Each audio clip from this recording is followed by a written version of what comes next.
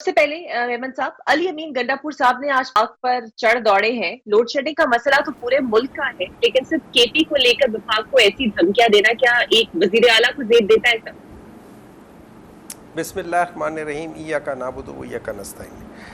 देखिए, मेरी नज़र में आई एम रिस्पॉन्सिबल कि मेरा सूबा जो है ना, उसमें क्या प्रॉब्लम है।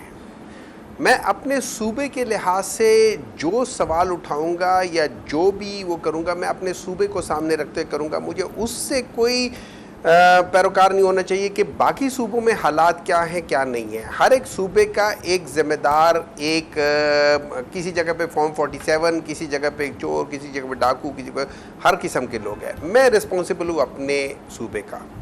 तो अली अमीन गंडापुर अगर कि खैबर पख्तूनख्वा के लिहाज से वफाक से मांग रहे, और ये याद रखें कि इसमें वफाक ने खैबर पख्तूनख्वा का एक बहुत बड़ा जो पैसा है वो देना है, और वो उसको देना चाहिए।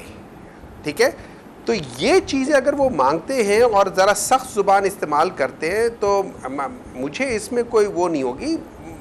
आइडियली स्पीकिंग वफाक को सारे पैसे देने चाहिए। अब प्रॉब्लम यहाँ पे ये है, हम लोग इस वक्त ये चीज़ भूल गए हैं कि मुल्क के अंदर जो इन्फ्लेशन होता है उसकी बेसिक वजह क्या होती है।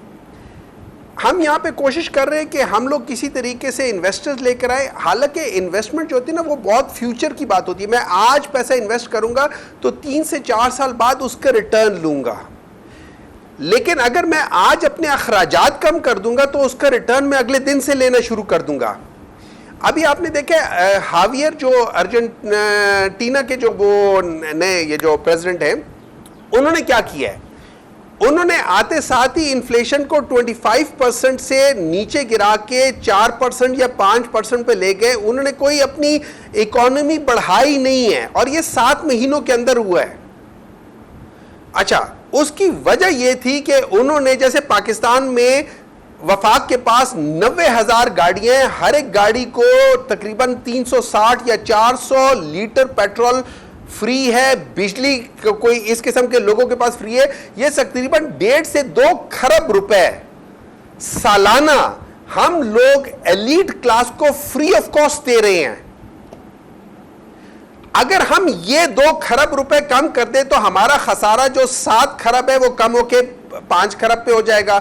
सो दैट मीन्स कि हमने ऑलरेडी 30% के करीब अपने अखराजात या अपने जो पैसा हमें चाहिए था वो हमने कमा लिया है।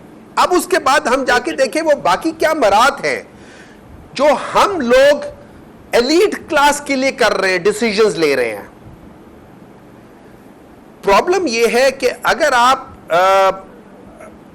जो वर्ल्ड बैंक की रिपोर्ट पढ़े, मेरे ख्याल में 2007 की है, वो आपको कहती है कि ये जो डिसीजन मेकिंग हो रही है ये एलीट तबके के लिए हो रही है, ये गरीबों के लिए नहीं हो रही। अच्छा, नंबर 2, फिर हम क्या करते हैं, हम लोग जब पैसा कहीं दे रहे हैं तो हम कहते हैं कि चलो ये हेल्थ के थ्रू जाए, तो वहां पे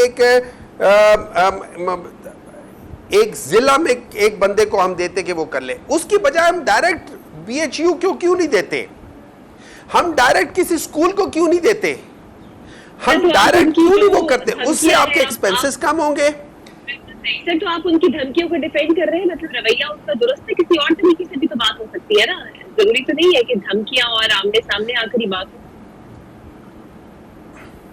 देखिए, इसमें आप बिल्कुल सही कहती हैं कि बाज़ दफ़ा धमकियों के बगैर भी बात हो सकती है, लेकिन वो कहते हैं ना कि बाज़ लोगों को आपको वैसे डील करना चाहिए, जैसे जो कहते हैं ना लातों के भूत बातों से नहीं मानते। तो अब हम क्या करें, अगर कोई है लातों के भूत। वापस आती हूँ, बिल्कुल सही।